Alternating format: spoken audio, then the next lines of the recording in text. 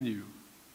Today, we mark 60 years of partnership between our democracies, and we're fulfilling that wish together, and we're continuing.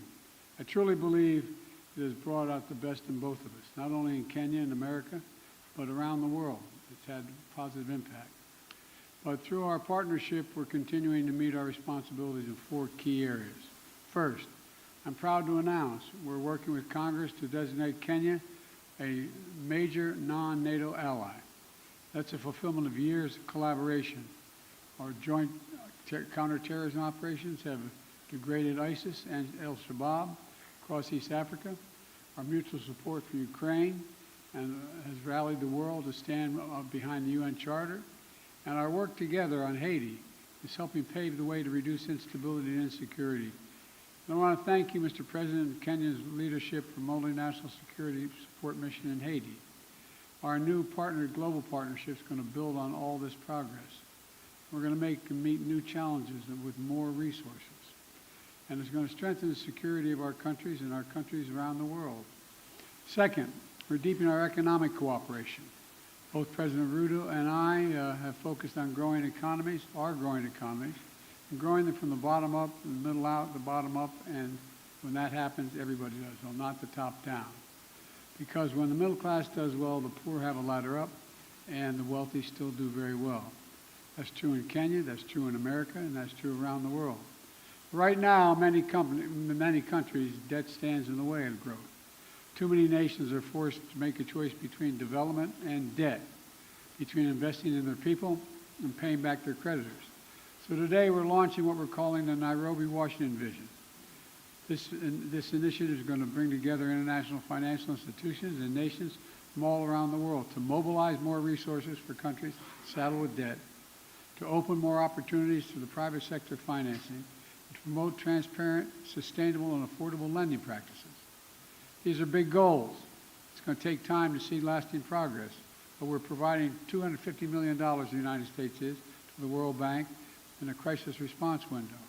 In the coming weeks, the United States is going to make an additional $21 billion available to the International Monetary Fund. And today, I'm proud to announce there will be $250 billion in new lending capacity for multilateral development banks like the World Bank to help low-income nations invest in their development and tackle growing challenges. This is supported by the United States and many other countries as well. Next, we're launching a new era of technological cooperation between the United States and Kenya.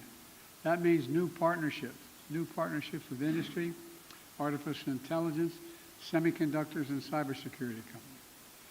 New initiatives to expand affordable internet all across East Africa.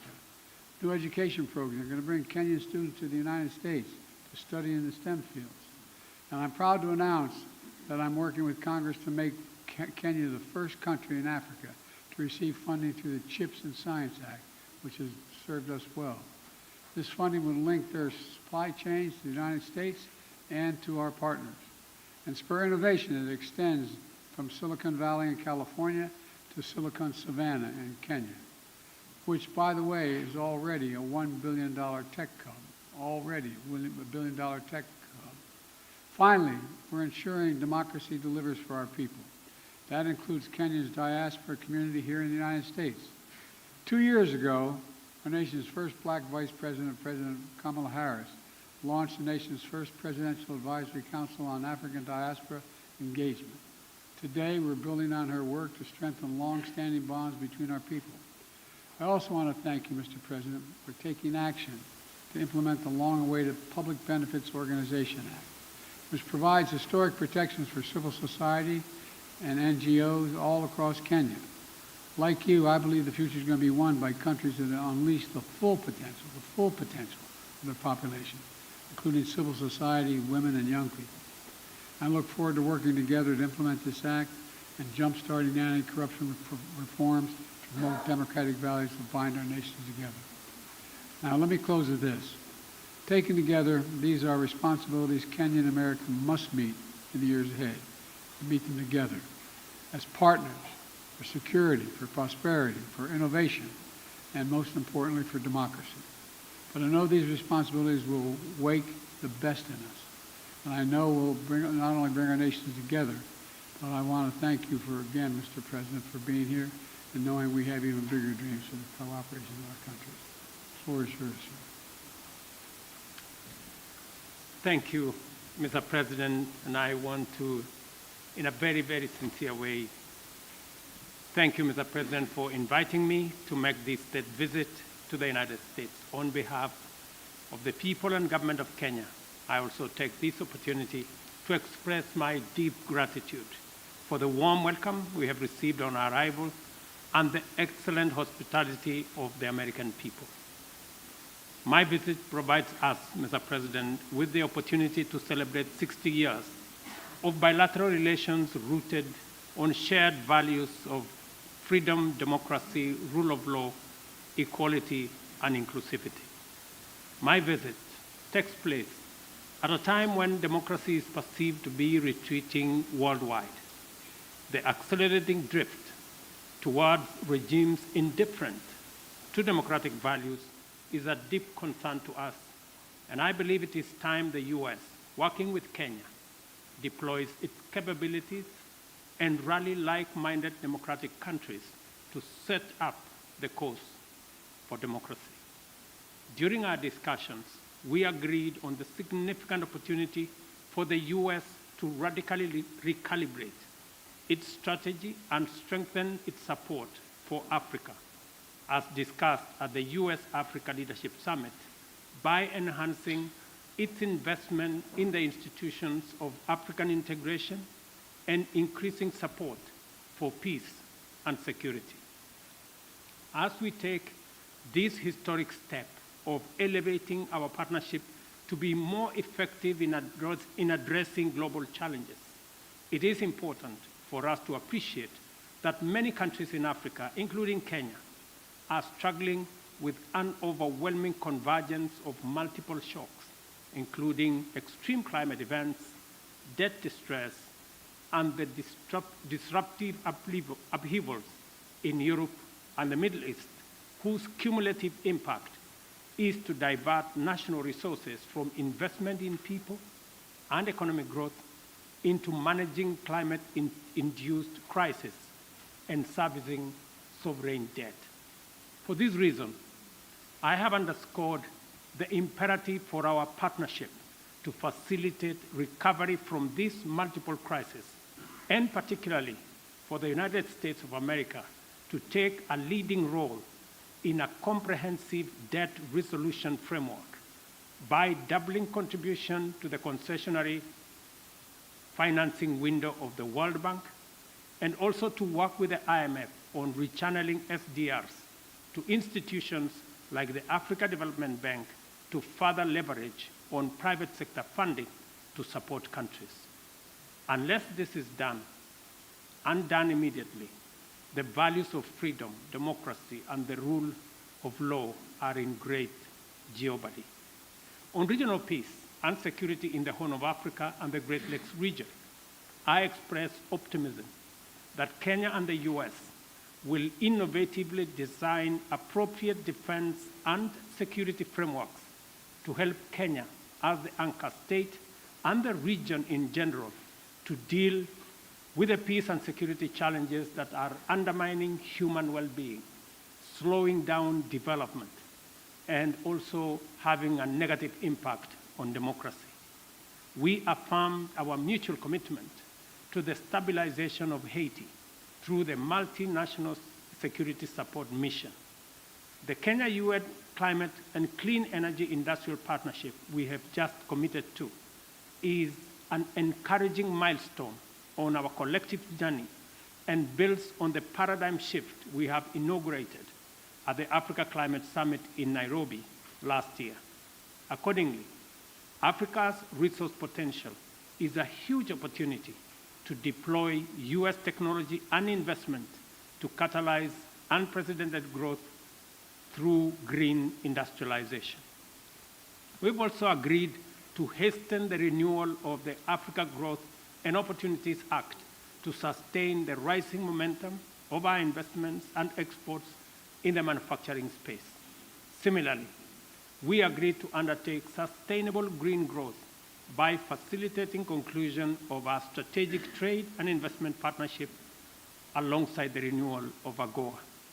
During our discussions, I witnessed firsthand President Biden's and the U.S. government's determination to make our partnership work and resolve to spread and deepen the roots of freedom, democracy, security, and prosperity throughout the world.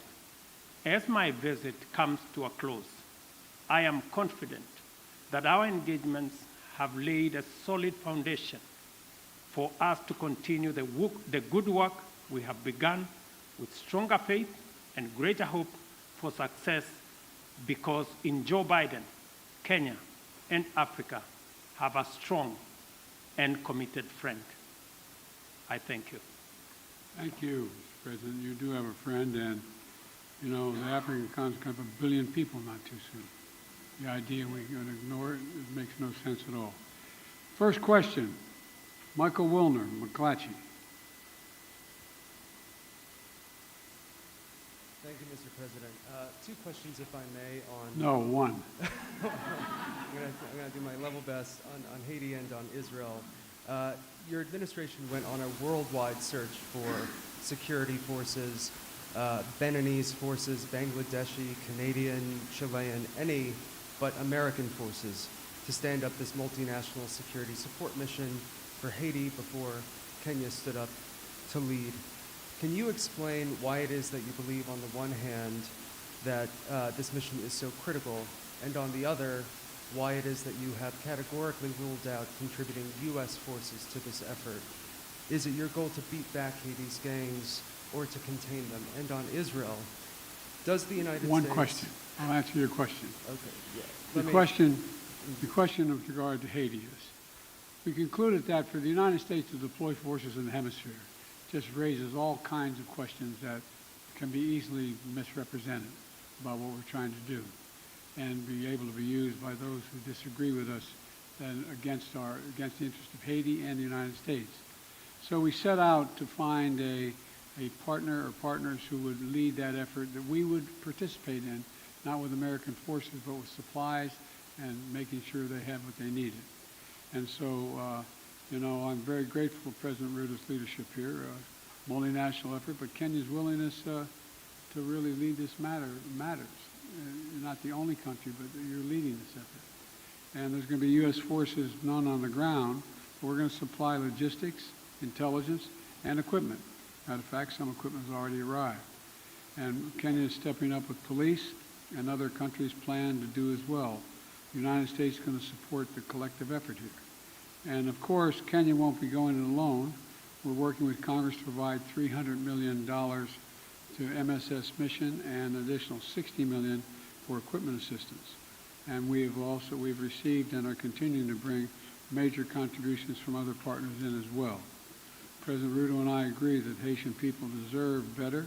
They deserve peace and security, and I thank him for taking on this responsibility, but we have his back and we're there all the way. I do have a question for you, President Ruto, but before I do, I do very briefly have a question on whether the United States has any evidence at all that would substantiate the ICC prosecutors' specific allegations against Israeli leaders that they are using starvation as a tactic of war in Gaza, or exculpatory evidence for that matter, and if you would commit to releasing that information before any potential issuance of ICC arrest warrants. And President Ruto, the mission that Kenya is about to lead in Haiti is obviously a support mission that is well known, but the fact is that Haiti's national police have been internationally funded and trained for some time, and nevertheless have obviously failed to beat back these gangs. Will Kenyan forces in partnership with the MSS be out front in the fight against these gangs, or will they be a static force behind the HNP? And are you concerned about casualties among the Kenyan forces? Thank you very much.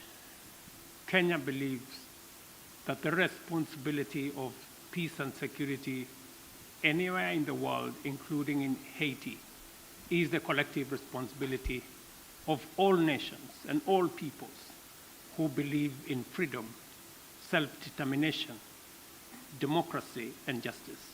And it is the reason why Kenya took up this responsibility, because we have been participating in peacemaking, and we have been participating in peacekeeping over the last 40 years in 47 countries, including very difficult neighborhoods like what we're going to face in Haiti. We are going to take up that responsibility alongside the Haiti police, and we have clear modus operandi, how we are going to relate with the situation on the ground that has been agreed under the United Nations framework. So we are looking forward to this deployment because we believe that the women and children in Haiti deserve peace like all other women and children and people around the world. We made my position known on ICC. You guys never keep the deal, but that's okay. We've made our position clear on the ICC. We don't recognize the jurisdiction of ICC the way it's being exercised, and it's that simple. We don't think there's an equivalence between what Israel did and what Hamas did. Okay, next. Do I ask the next question as well? Let me ask Ayub Abdikadir from Kenya for the next question. Is Ayub? Oh, yeah, Ayub. Thank you, Mr. President. Thank you. One question, and this is on Haiti. President Biden, Kenya is rather doing the heavy lifting in a turbulent region, Somalia, South Sudan, the Democratic Republic of the Congo. Washington, as you have mentioned, has committed millions of dollars for the cause in Haiti. Isn't it ironic that while America is ending its forever wars in Afghanistan, the latest in 2021, under your leadership, when you withdrew troops from Kabul, and that you're committing Kenya to another foreign wars 12,000 kilometers away from Nairobi? I mean, why the discrepancy, why the dichotomy? While you're ending your forever wars, overseas wars, yet you're committing Kenya to Haiti. Can you explain that? Very easily. There's a reason why Afghanistan has been known as the graveyard of empires. The likelihood of anybody uniting Afghanistan is highly, highly, highly unlikely, number one. Number two, there are ways to control ISIS other than occupying Afghanistan. It was an unnecessary need. Now, with regard to Haiti, Haiti is in an area of the Caribbean that is very volatile. There's a lot going on in this hemisphere, and we're in a situation where we want to do all we can without us looking like America once again is stepping over and deciding this is what must be done. Haitians are looking for help, as well as the folks in the Caribbean are looking for help. And so we checked out with a number of other countries. The one who stepped up was Haiti. We committed to provide the wherewithal, the intelligence and equipment and the like to Haiti. And so it's a logical thing. And you have a first-rate capability, and you keep your word. That's an important dynamic. I agree with President Biden that Kenya's participation in Haiti is not so much about what happened in the past. It's about what we believe in, the peace and security of humanity. And we don't find that the U.S. is committing Kenya because the U.S. cannot commit Kenya. I am the president of Kenya. It's me to make that decision. And it's the people of Kenya to commit their own troops using their own structures. We've gone through the processes in Kenya. Parliament has approved. We have a clear mandate. We have a clear framework. And it is us, the people of Kenya, who made this decision in the interest of serving peace and stability as a responsible global citizen, and understanding that insecurity, instability anywhere is insecurity and instability everywhere. And by the way, you implied that we weren't doing anything anywhere else. Well, we're kind of occupied around the world, but we're also engaged in Congo, in the neighborhood. And, we're going to continue to help alleviate human suffering there. The United States is the largest humanitarian donor, providing $375 million in humanitarian funding just this year, including support for more than 6 million displaced people from the DRC. So we are engaged in more than one place. Follow up to my president, Dr. Ruto. You said that Kenya is committed, and in your Carter speech in Atlanta, you said it's based on humanitarianism, helping Haiti out. But can you explain the geopolitical goal, 12,000 kilometers away from Nairobi, when schools in the counties of Baringo, West Pokot, and Turkana have not yet opened because of the banditry problem, yet you are committing our national police force to Haiti, and where is the priority? This being one of your major manifesto pillars, talking about security, and to the extent that even the Defense Cabinet Secretary talked about the deployment of, if need be, the Kenyan military or the special personnel to make sure that schools are open, children go to school in areas that are bandit-prone in Kenya. Why are you committing to Haiti when we have a problem back home? Is it an irony that you are putting the fire in the faraway neighbor's home when on our own home is on fire? Thank you very much. I made a commitment to the people of Kenya to sort out insecurity in the North Rift. I have followed that with action. As we talk, there are 3,000 military officers in the North Rift, 2,000 police officers in the North Rift. We have renovated the first 15 schools and completed. We have reopened 20 schools already that were closed in the North Rift, and that exercise is ongoing. We have made tremendous progress in making sure that we create security at home, but that does not take away our responsibility. Even as we were deploying troops and policemen in our own country, in North Rift, to sort out the banditry problem, we still deployed 1,000 troops to DRC Congo, because that is our neighborhood. We have 5,000 troops in Somalia, because equally that is our responsibility. And Haiti should not be an exception. That's why deploying 1,000 security men to Haiti speaks to the same belief and commitment to peace and security. Next question from April Ryan.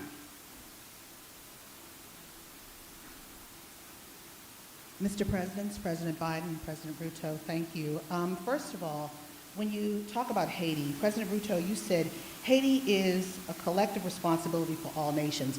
And for you, Mr. President, President Biden, President Ruto, do you believe that these nations can break the back of this militia that has gripped the nation there? And also, when it comes to Congo, thank you, Mr. President, for bringing up what the United States is doing for the Congo, especially as that flag was behind you at Morehouse. Mr. President, could you tell me what the African Union is doing, as well as Kenya is doing, when it comes to the humanitarian crisis in the Congo? Thank you. What was my question? Sir, your question was Haiti.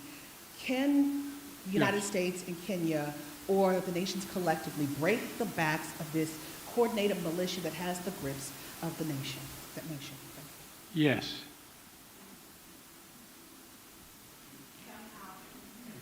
The very way we're doing it. We're not talking about a 1,000-person army that's made up of trained persons. This is a crisis. It's able to be dealt with.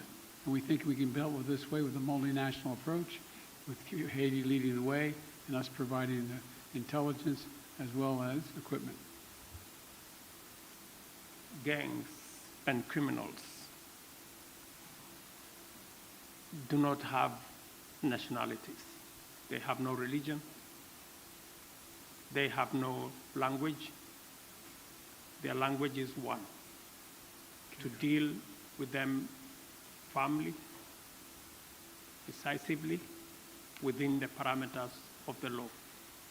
And that's why we're building a coalition of nations beyond Kenya and the US, many who are making contribution towards the MSS force in Haiti to secure that country and to break the back of the gangs and the criminals that have visited untold suffering in that country.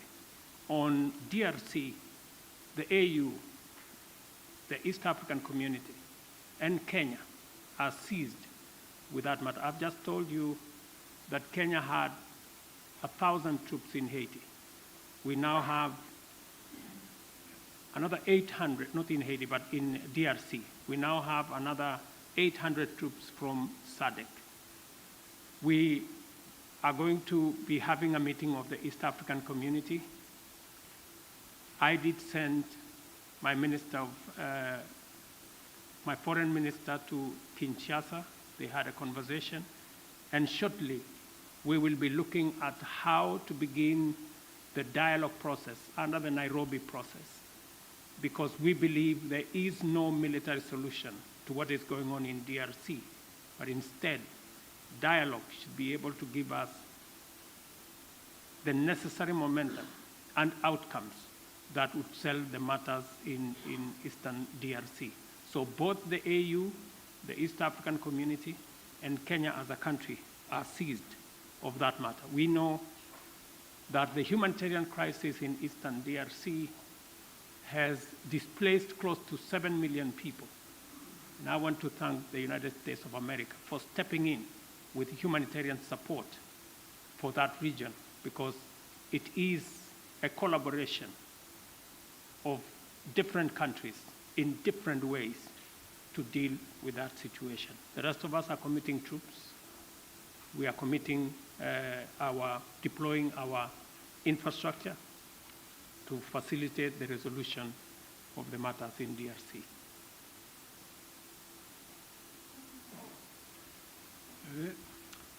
Let me ask Nancy Agutu from Kenya. She's here. Okay, Nancy. Mr. President, Africa is asking America to lead the way and double its contribution to the World Bank's international development assistance to help developing countries access more financing, to alleviate debt distress, and to tackle climate change. What is your commitment on this? Thank you. I'm sorry, I didn't catch all your question.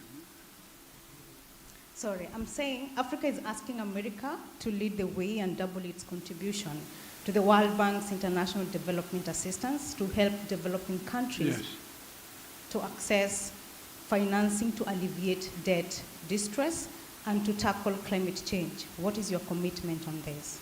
We made a major commitment to this. Number one, as I said, the United States has long championed international financial institutions that provide low-cost concessional resources to the poorest developing countries, including from the IMF.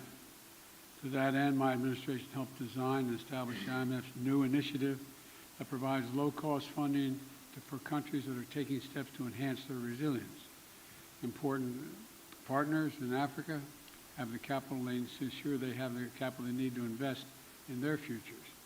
We heard them and we stand with them. Now, that's why we've worked with Congress to enable the United States to make available in the coming weeks up to $21 billion in new lending resources to the IMF Trust Fund that provides concessional lending to the poorest countries. It's a little like, having to go when you're in debt, having to go and find someone to help you out. That's what this is about. We believe supporting friends and this partnership is we're happy to do our part. And look, we've also doubled our commitment to the IDA. And I'm proud the United States is the biggest donor to the IDA in this cycle. I'm proud to be working alongside Kenya to support robust financing and policy packages that are going to help the most vulnerable countries address their investment needs. There's debt and there's growth. And you got to deal with the debt before you deal with the growth. And so we're trying to use international lending organizations to be able to provide that capability so people can grow. That's what it's about. Will you allow me to Whoa!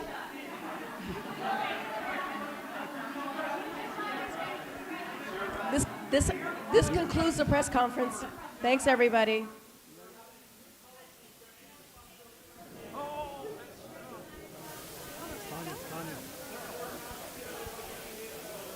Thanks, you, everybody. This concludes the press conference.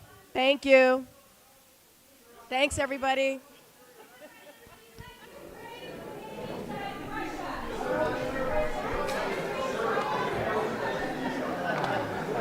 Distinguished guests, please remain in your seats until the official delegations have departed.